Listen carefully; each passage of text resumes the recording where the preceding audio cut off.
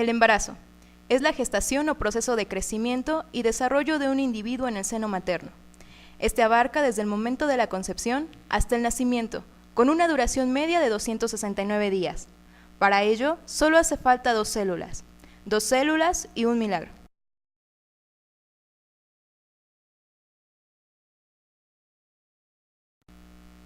El acto natural entre un hombre y una mujer, conocida como coito, marca el inicio a este maravilloso proceso. El ovocito es expulsado y el tiempo que éste tiene para ser fertilizado es de aproximadamente 24 horas.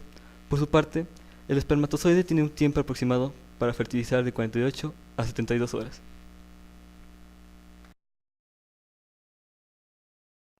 Al ser depositados en la vagina, se enfrentan a un pH de 4.3, que resulta inhóspito para ellos, por lo cual, con las propiedades amortiguadoras del semen, este es llevado hasta 7.2, permitiendo que una cantidad sobreviva y pueda continuar su trayecto por el cuello uterino, donde se enfrentarán a la barrera de moco cervical. A su paso por el útero, viajan gracias a las contracciones del miometrio. Por otro lado, la quimiotaxis, realizada por las células foliculares, les permitirá no desviarse de su camino y llegar al ovocito.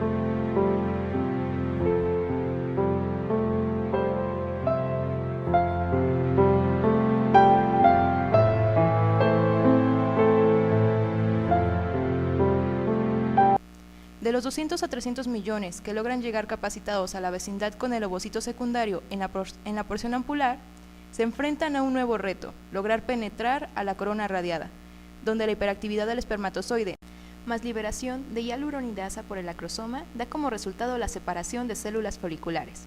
Ahora que tienen contacto con la zona pelúcida gracias a la reacción acrosómica, para poder traspasarla se fusionan en múltiples sitios, con una membrana externa, lo que propicia que el contenido del acrosoma rico en enzimas se vacía al exterior.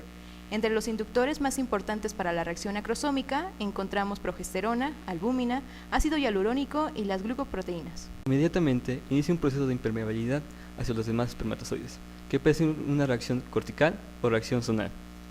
Enseguida, presenciamos el fenómeno conocido como anfimixis, donde se lleva a cabo la pérdida involuntaria nucleares y mezcla de cromosomas paternos y maternos. Cuando el ovocito está en contacto con un espermatozoide, se forma un ovocito maduro y un segundo corpúsculo polar. Es en esta fase donde encontraremos pronúcleos femeninos y masculinos, que al intercambiar su material genético darán fin al proceso de fecundación durante la metafase de la primera división mitótica del cigoto. A su paso por la trompa uterina en dirección al útero, el cigoto experimentará una segmentación hacia un número de células más pequeñas, llamadas blastómeros. A las 24 horas ocurre la primera división. A las 48 horas tendremos 4 blastómeros y a las 72 horas habrá un total de 8 a 16 células. A los 4 días de 16 a 32 o más blastómeros, conocidas como mórula, entra en el útero. Aquí sucede el proceso de blastulación, por medio del cual el blastocisto se diferencia en trofoblasto, blastocele y embrioblasto. El embrioblasto dará lugar al embrión, el trofoblasto encierra al embrioblasto, y el blastocele acaba formando estructuras extraembrionarias. Aproximadamente al día 5 más menos 1, el embrión llegará a la cavidad uterina. Es aquí donde se romperá la zona pelúcida del blastocele y comenzará a implantarse en la zona endometrial, para que así de esta forma dé lugar a un organismo completo. Inmediatamente eclosionará el blastocisto por acción de la E-tripsina. Al día 6, el trofoblasto se diferencia en dos capas, un sincitio trofoblasto externo y un sitio trofoblasto interno. El primero invade el tejido endometrial por apoptosis, produciendo liberación de gonadotropina coriónica. Al día 7, el embrioblasto se organiza en una estructura discoidal, constituida por dos capas celulares, epiblasto e hipoblasto. Día 7. El embrión anida completamente, y 48 horas después ocurre la reacción decidual, que impide que el embrión siga adentrándose en el endometrio. Las redes lagunares que se formaron al momento de la implantación serán un lugar de vital importancia para el desarrollo de la placenta. Día 11. A partir de las células mesenquimáticas derivadas del endodermo, originan entre el ectodermo y el trofoblasto el mesodermo. También podemos presentar un embarazo gemelar, que puede ser disigótico, el cual origina de dos ovocitos que son fecundados por un espermatozoide diferente. Puede ser el mismo o diferente sexo. Embarazo gemelar monocigótico corresponde a la gestación de dos embriones que se desarrollan a partir de un único ovocito por un único espermatozoide. Desarrollo embrionario presomítico. Tercera semana.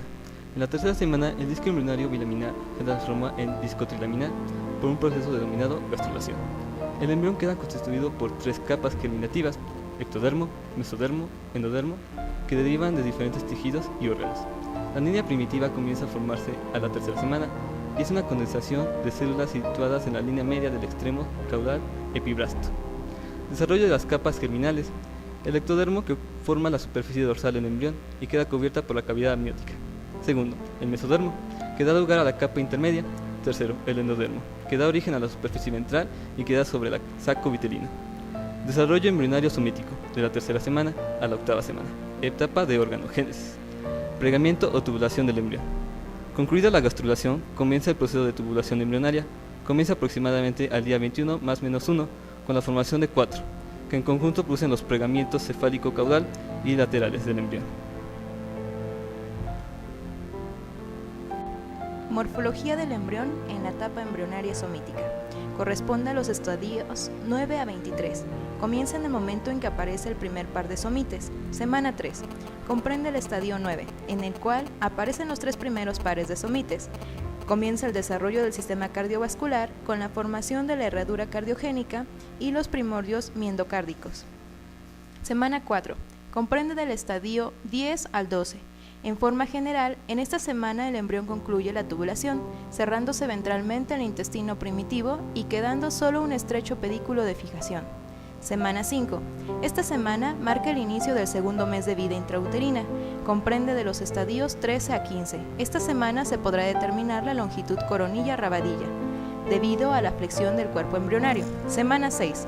Comprende los estadios 16 al 17. El embrión cambiará sus características faciales, se presenta la sensibilidad y hay reflejos a cualquier estímulo.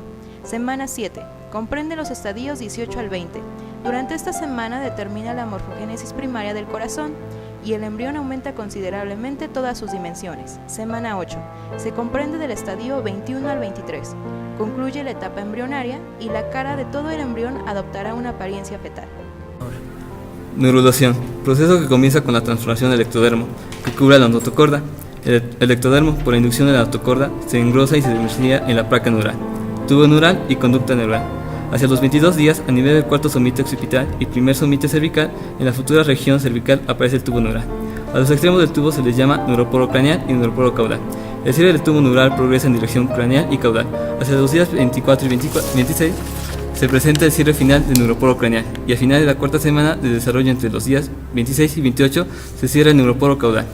Cresta neural. La cresta neural se presenta en el tubo neural. Sus células se transforman en mesenquimáticas y migran para originar o contribuir al desarrollo no solo de una estructura del sistema nervioso, sino también de muchos otros órganos, tales como el corazón, el epidermis, las médulas suprarrenales, las glándulas del cuello, etc.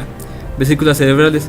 En la cuarta semana, el tubo neural da lugar a la formación de las vesículas cerebrales primarias: prosencéfalo, cerebro anterior; mesencéfalo, cerebro medio; y el lobencéfalo, cerebro posterior.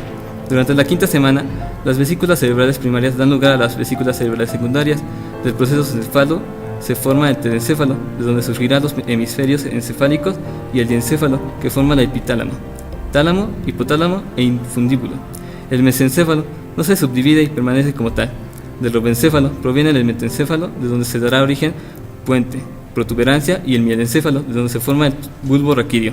Médula espinal. La médula espinal se forma a la porción no dilatada del tubo neural, caudal al lobencéfalo. El cuarto somite hacia abajo. Comienza su desarrollo durante la cuarta semana. Los anexos embrionarios sirven de interfaz entre la madre y el concepto. El amnios es un saco lleno de líquido amniótico, en cuyo interior se desarrolla el embrión. Se origina del epiblasto, protege al concepto y permite su crecimiento simétrico y el movimiento libre. El saco vitelino es una bolsa situada bajo la superficie ventral del embrión. Se origina del hipoblasto y desaparece durante la gestión. En el desarrollo, las primeras células sanguíneas del embrión, las células germinales primordiales, y contribuyen en la formación del intestino. La alantoides es una evaginación del saco vitelino. Queda incluida en el pedículo de fijación y su mesodermo contribuye a la formación de los vasos umbilicales. Y así, después de 269 días de toda una serie de procesos, la vida del embrión, el útero materno, llega a su fin con su alumbramiento, dando lugar a un nuevo ser único, que tendrá que superar nuevos retos.